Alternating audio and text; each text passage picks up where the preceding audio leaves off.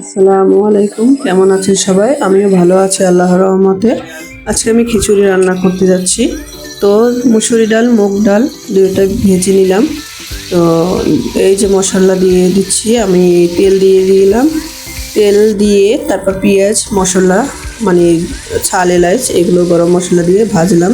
তারপর আদা রসুন দিয়ে পরিমাণ মতো মশলা, মরিচ, হলুদ, ধনিয়া, জিরা পরিমাণ মতো দিলাম। যে যেরকম খান সেভাবে দিবেন।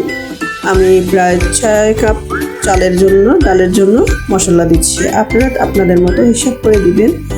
তো সবাই তো একরকম ঝাল মরিচ খায় না, আমরা আমাদের মতো ঝাল মরিচ পরিমাণ মতো দিলাম, আপনারা আপনাদের মতো দিবেন। তো এই যে সব মশলা দিয়ে নাড়ানাড়ি হচ্ছে। তো এটা একবার ভুনা হবে, তারপর আবার একটু পানি দিয়ে ভুনা হচ্ছে। তো 2-3 বার বুনলে হয় কি স্বাদটা বেশি আসে।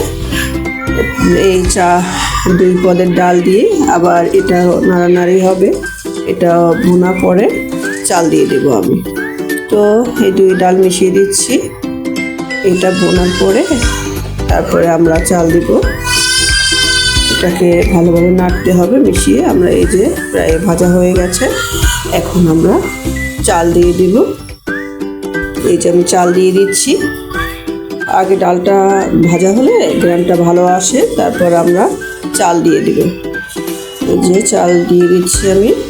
চাল দিয়ে সব কিছু একসাথে নাড়া দিয়ে তারপরে আমরা পানি দিয়ে দিব পরিমাণ মতো।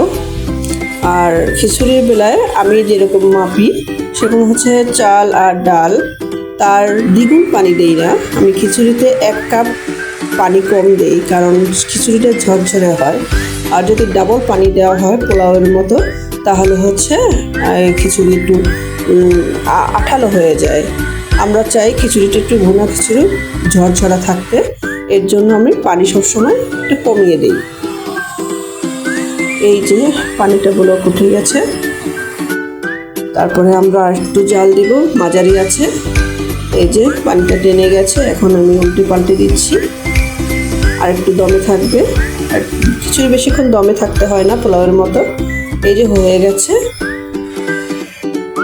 এই যে আমি কয়েকটা কাঁচামরিচ দিয়ে দিচ্ছি। এই যে ফাইনাল লুক। আপনারা সব ভালো